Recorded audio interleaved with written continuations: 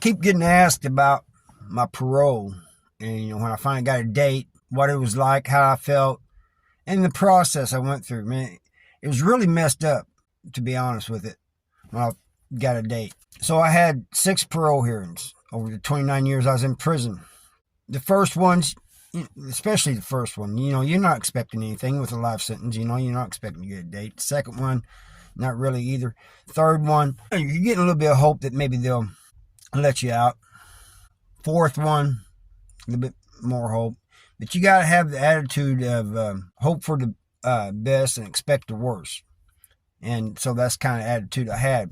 The fifth one was weird because when I had the fifth one, there was a CO there. There's always a CO there. But this one was really interested in it. I mean, I didn't know this at the time, but he was paying attention to what was going on. He wasn't just standing against the wall.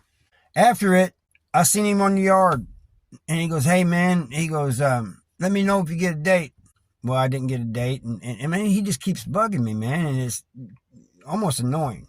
I told him I got a 2-year setback. So 2 years later, right before I went up, this is how much he's keeping account. About a month before I went up, he said, hey, you about to go up, ain't you? And I said, yeah. He goes, all right. So he came back to me later and he said, hey, I asked the shift commander if I could write a letter on your behalf to the pro board. And he said, not while I was at work, but I could do it on my own time. Is it all right if I do that? And I said, yeah. Why are you doing this? But I appreciated the fact that he was doing this. Also at the last parole hearing, the victim's family did not show up. And that was kind of a surprise too. But they gave me a date. It was 16 months away from when they granted it to me. So I still had 16 more months to do. I was on the yard. When I was told I had a date, I was told in the caseworker's office, they handed me the paper. The caseworker, the institution parole officer, and all of them was saying congratulations and everything. And there was a CO in there, and I think a porter that was cleaning up, and they heard it too. It wasn't long before this was all over the prison. Usually they just, you get the paper when your mail comes around, They don't do paper mail anymore, but back then they did, and it would come around then. The IPO who was written for me wanted to hand it to me in person. I'm out in the yard, and everybody finds out, man. This is what I did not want to happen. Maybe tell my cellie or somebody, but I did not want the whole prison knowing, And there was this one guy that did not like me, and me and my workout partners were out in the yard. But the feeling was kind of mutual. And I seen him with his group, and I seen him heading towards me, and I said, oh, man, I knew this was going to happen. He's going to cause problems for me and get my date taken away. But so I met him halfway, told my workout partners to keep an eye on, kind of watch my back. He stares at me. He has his sunglasses on. He stares at me, takes them off, says, I don't really like you. Don't really care if you like me or not.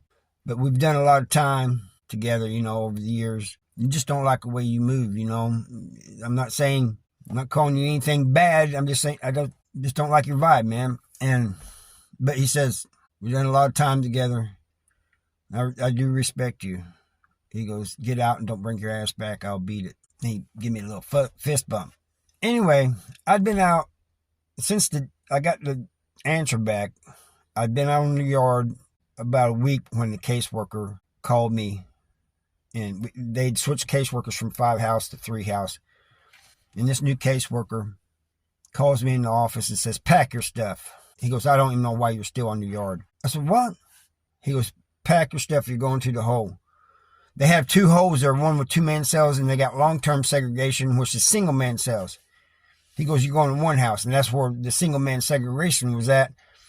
I said, why? What'd I do? He goes, you got your custody level lowered. That's what you did. And I said, what does that mean? Why am I going to hole for that? He goes, you're custody level 1 now, and you cannot be on this yard with all these 5s. I said, I know most of them. There's not going to be a problem, He goes, you still got 16 more months to go. Anything could happen. And you're being transferred anyway. I said, well, can I stay on the yard until I get transferred? He goes, no. This is not negotiable. I said, I don't understand, man. I've been on this yard for 12 years of my 29 years. I do not get it. He goes, if something was to happen to you and your people were to sue us, they would win. We're not going to let that happen. They put me in a hole. And I was in that hole for like a month. It seemed like an eternity. And they transferred me to Algoa. I'm going to speed up until my parole hearing. And not my parole hearing, my release date. It's weird. Like the day before, first of all, those 16 months crawled by. There was the longest 16 months I've done in prison. Man, it was almost torture. It didn't matter how busy I stayed, how much I did, try to keep my mind focused off of it. That time crawled by. But a day before I was to be released, they had me go to all these different places and sign papers, even places I'd never been. I hadn't been to the library. I used to go to the library in prison, but I hadn't been to this one. And so I had to sign paperwork there. Still do not understand that. And everybody tells me the same thing, man. I don't know why we have to go around and sign these different papers. And I had to take my personal property to the property room. And by then I gave away a lot of my stuff or sold it, And they said, the property room officer says, where's your Walkman? I said, I was out on the yard, had it on a bench right next to me, and walked off and left it. And when I went back to get it, it was gone. And she just looked at me and just laughed. She goes, it's the same story every time. She goes, I'm supposing somebody came in and took the rest of your stuff too. I said, man, I just don't know where it went. She just shook her head.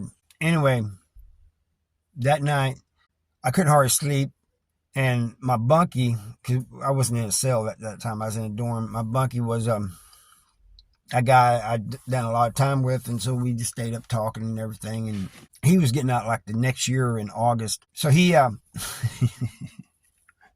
he just kept talking. But I said, I'm going to try to get some sleep. But I couldn't hardly sleep. But at 7 o'clock in the morning, they called me over to the property room. I walked over there, and I had to go. They gave me paperwork, all kinds of stuff.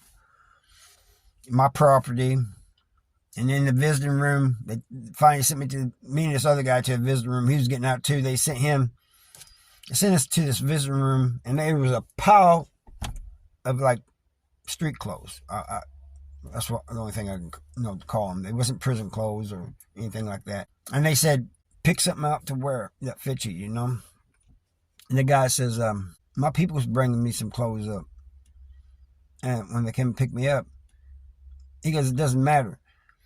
You're not leaving in these state clothes. They're going to be reused. You can change that to your clothes your people brought when they get here. I suggest you don't change on prison grounds. But so anyway, we get out. We're standing outside the prison waiting on our rides. This guy says, man, I'm so nervous. I feel like I need to use the bathroom. And I said, yeah, me too. And the funny thing is, there was guards, the cool guards that would come in and they would congratulate us and everything. But there was ones that were jerks, assholes. Hey, man, glad you're making it out. Man, don't be nice now. So finally our rides and we take off. The one thing I want to say, when I first went to prison, I was scared. When I was getting out of prison, like the day I was getting out and everything, I was scared, but I was also excited, happy, all kinds of different things. It was a different type of scared. Anyway, that's the story about the whole process of the parole and everything and how it went and how I felt and everything. And I hope you guys enjoyed this, and subscribe if you're new and like this content, and I'll see you next time.